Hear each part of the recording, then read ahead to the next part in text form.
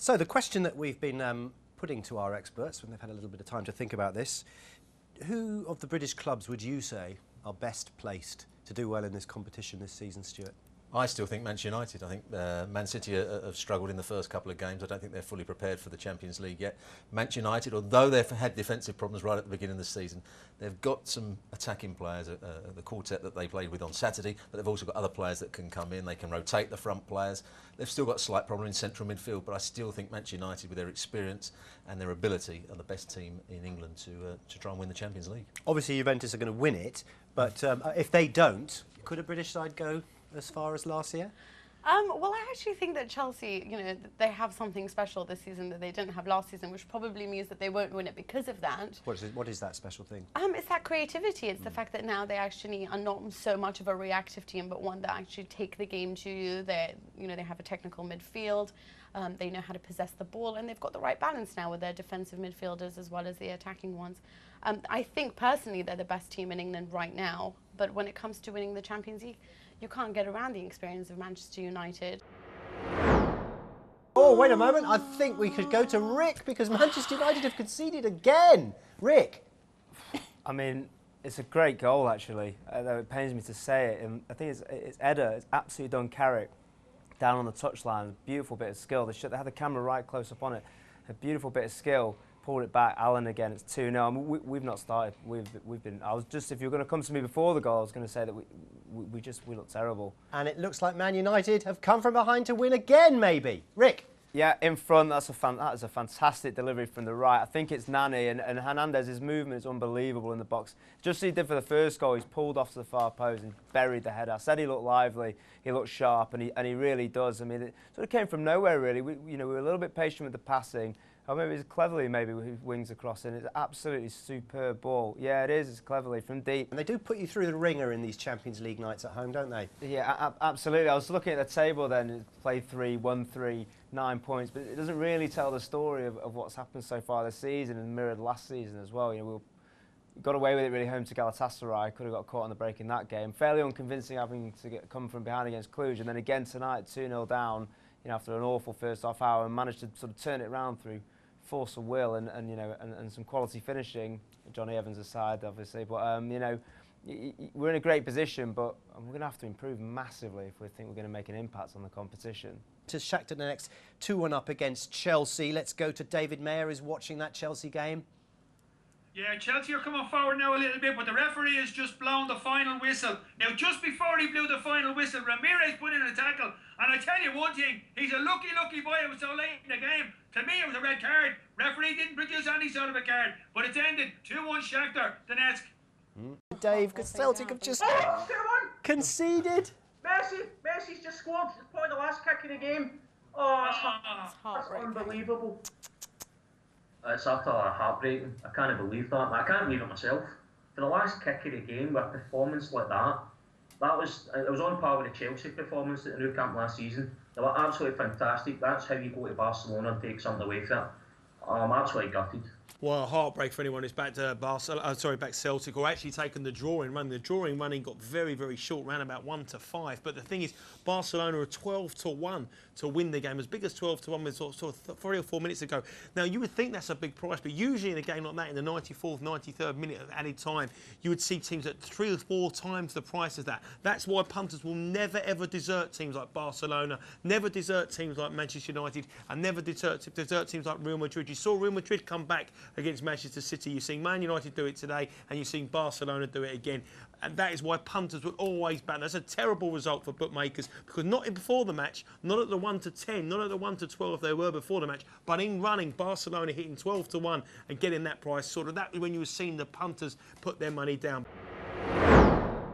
So, let us consider the fixtures tonight. As I say, last night we had Manchester United winning, Chelsea losing, and Celtic so very nearly getting a point at the Nou Camp, but not quite. Tonight, slightly different, just the 2 English sides involved, Manchester City and Arsenal. Let's have a look then. Let's start at the bottom up, Leroy. Manchester City, do they have to win tonight? They've got to win, in all honesty, because I think Ajax have to be at the top of their game, and Man City really have to have a poor day to not get a result. That's how big the gulf is. It's not looking good for English football tonight. I think it's a real bad result, more for Manchester City than Arsenal, because what's going on elsewhere.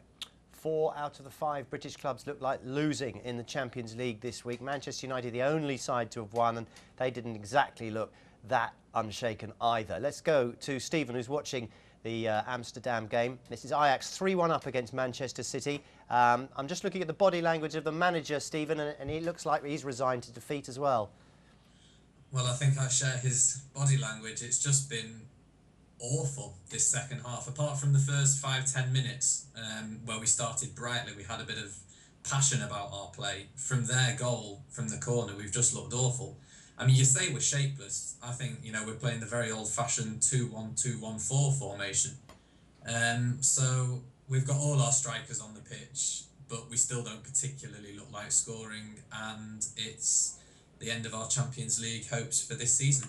Do you agree with this theory that says you need 3 or 4 seasons to kind of understand the Champions League, or not? I think so.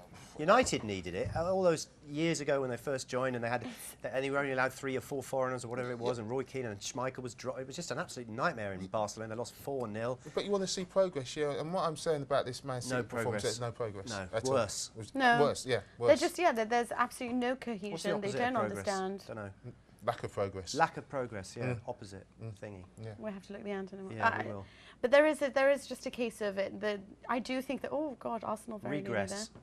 Oh, regression. Regression. Yeah. Well done. That's it. Well done. My old English master will be pleased with me. John, you're not pleased with Arsenal tonight, are you? No, it's disappointing.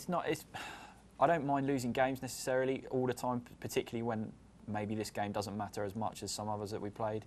But to just not put any real performance in it, it's been really spineless and just, you know, you said Man City have got no shape. We've had no guts. It's been awful, not enjoyable to watch in any way, and just nothing, no positives really to take away from it other than no one's got injured. That's about the most positive thing I can say. Full time there as well. So it's Schalke who win by 2-0, and the 100% record of Arsenal goes. If you need anything after that game, it's a home fixture against QPR, isn't it?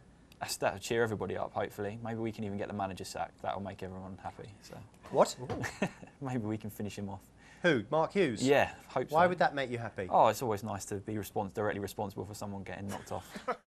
The news, of course, is about Manchester City. The news, of course, is about Roberto Mancini. It's not only that he lost, but 3 out of 3 games that we have seen in this Champions League, never Manchester City was able to have control of a game. Not at home, not in Bernabeu, not here at Amsterdam, where Real Madrid won 5-1. And this has to be a question mark over, is this Mancini always in Europe? Because he has always been like this. And is this just what he will always be? We are taking a trip down under just to stay true to the World Football Show title that we've got going for ourselves. And we're going to be talking to Neil Sherwin about everything that's going on with Sydney, since they do have, of course, Alessandro Del Piero, and that's the biggest story going on there. And, of course, whether or not Perth Glory are a little bit rough around the edges for a football team. I want to be a bit the evil journalist. I wanted to ask you, Del Piero is performing, but looks like Sydney isn't at his level. So far at least, can't support so good the way he could play. Does anybody care about that? Or anyways, like, oh, let's enjoy Del Piero. Anyways, it's so far so good. People who don't support Sydney are very quick to point that out, that it is a bit of a one-man show. Now, having said that, they have Brett Emerton, who's played in the Premier League and is still an Australian international, and he would be as close as you get, but still obviously a fair bit away from Del Piero's level. The rest of the players are not very good, and that's putting it mildly. They didn't make the final series last year, which was a big blow. They've got a big demographic of supporters. This season, the creation of the Western Sydney Wanderers as a rival team in Sydney has meant that they really need to up their game, and that was the idea of bringing in Del Piero, to have a player that they could hopefully build a team around for 2 seasons. That's what they gave him, the 2-year contract.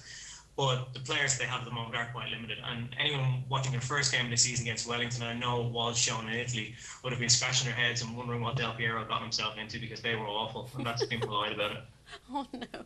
Oh well, he is dearly missed. But you know, with the success of having that, you know, media success of having Del Piero and all that, I understand that Newcastle Jets want to sort of, you know, illuminate their star, which is Emil Heskey. I don't know whether it's on the same level or not. You know, they were searching for a striker with a lot of goals, so they searched for. Well, Capello loves him, so maybe they're going after him. But anyway. And apparently they have something set up where they're going to follow him around with a camera to boost his or their status as a club. Stalkers TV. Well, yes, it's actually. I'd love to have that. Stalkers TV. Emil. Well, you missed it. Del Piero was the first player. It's a thing called Hero Cam, and it's done by Foxtel, the TV network here. And they basically follow the player for 90 minutes. Del Piero was the first one. Shinji Ono, the Japanese marquee with Western Sydney, was last week, and now it's Emil Heskey's turn this week. Watch player cam on and off just to see what it was like, and it's not very good because you've got a very close zoom of the player. So all you see is the player for 90 minutes. You don't see his movement in regard to where he is on the pitch. You don't see where the ball goes when he passes it. You don't know why he stopped making a run, because there's no commentary either. It's just looking at a player for 90 minutes. And I think it lasted about 60 seconds each time I flicked over. So they've got a bit of work to do on it. But if you really want to watch 90 minutes of Emil Heskey adjusting his shorts and tying his laces, by all means, turn it on. But I bet that if they do that, I bet that if they do that in the MLS in States with David Beckham, a lot of people will watch that. I would definitely watch that. Look at that. but my producers just said that they shouldn't really expect too much movement from good old Emil Heskey. I think that's a bit harsh.